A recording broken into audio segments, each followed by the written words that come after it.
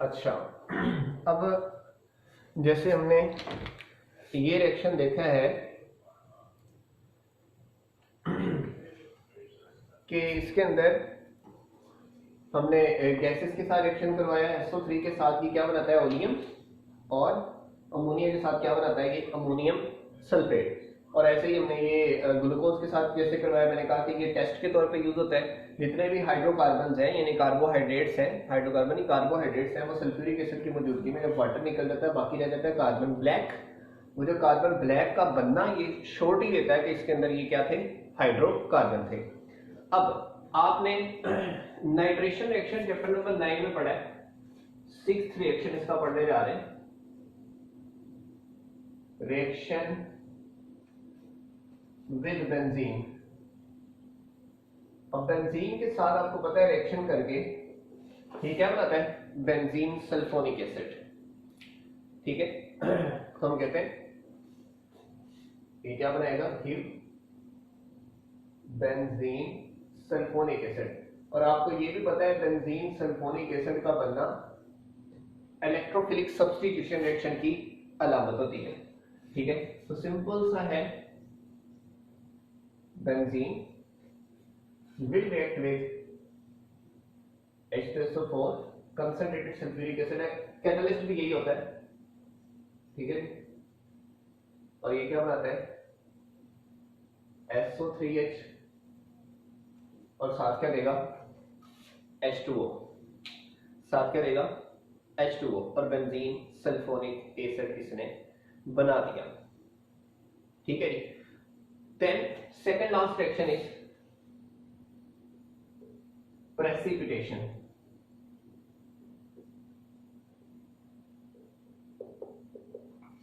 क्या जी, प्रेसिपिटेशन।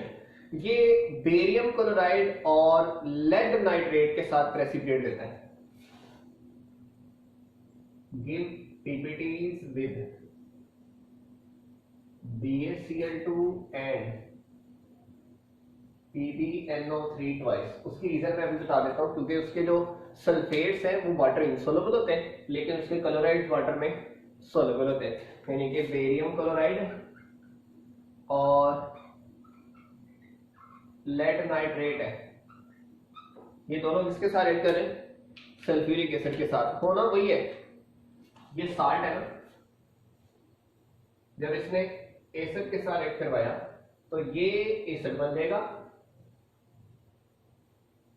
और साथ में क्या बना देगा, खुद बन जाएगा एसिड, और इसको क्या बना देगा, साल्ट। ऐसे ही लेड नाइट्रेट है, ये रिएक्ट करेगा H2SO4 के साथ, और ये क्या बनाएगा, PbSO4 बनाएगा, और साथ में क्या बना देगा, नाइट्रिक एसिड। ठीक है, ये दो है, ये यहाँ पे दो यूज हुए, और यहाँ पे Cl2 है, तो ये कितने बनेंगे जी, दो यूज हो गए, दो बनेंगे, अपना HCl बनेगी। ये है प्रेसिपिटेशन रिएक्शन। ठीक है जी। अब ऑक्सीडाइजिंग एजेंट के तौर पे अब इसके दो तीन रिएक्शन है, मैं वो लिख देता हूं। एज एन ऑक्सीडाइजिंग एजेंट या ऑक्सीडाइजिंग पावर के एतबार से अगर बात करें तो ये किस तरह से ऑक्सीडाइज होता है। सही है। अब इसमें एक वो आपने पढ़ा हुआ है किसी जमाने में, मैं बताता हूं, K2Cr2 7 in the presence of sulphuric acid या KMnO4 in the presence of sulphuric acid. ये देखो, in the presence of sulphuric acid ये क्या बनाएगा, यहां पे पोटेशियम है। याद रखें जितने भी मेटल्स होते हैं जब सल्फ्यूरिक एसिड के साथ रिएक्ट करते हैं तो सल्फेट्स बना देते हैं। ये K2SO4 और MnSO4, K2SO4 और MnSO4 ये इसने बनाना है, और साथ में क्या बनाएगा, वाटर प्लस नेसेंट ऑक्सीजन। ये जो नेसेंट ऑक्सीजन है ये इसकी ऑक्सीडेशन वाली प्रॉपर्टीज की जामिन होती है, गारंटीड होती है, अपना जो रीजन होती है, लॉजिक होती है। सही है। अब इसे अगर बैलेंस करना हो, यहां पे इधर 2 इधर 3, ये 2 ये 3 और ये है 5। ठीक है, कितने नेशन ऑक्सीजन बनी इससे? 5। ये 5 नेशन ऑक्सीजन ही तो काम दिखाने वाली है। ठीक है, लाइक हमारे पास है जी FeSO4 है। लाइक हमारे पास क्या है जी? FeSO4। FeSO4 में आयरन की ऑक्सीडेशन स्टेट क्या है जी? +2। जब +2 इसकी ऑक्सीडेशन स्टेट है, ये H2SO4 की मौजूदगी में यहां से नेशनल ऑक्सीजन के साथ ऐड करेगा। ये +2 से जाएगा +3 में, तो ये बनाएगा FeSO4। इधर 2 आएगा और इधर 3 आएगा। यहां पे ये कंफर्म हो रहा है कि ये +2 से किधर चला गया? +3 में। It got oxidised. ये क्या हो चुका है? ऑक्सीडाइज्ड हो चुका है। तो साथ में क्या बनेगा? H2O बन जाएगा। ठीक है तो ये 10 है, ये 5 है, ये 5 है, ये 5 है और ये 5 है।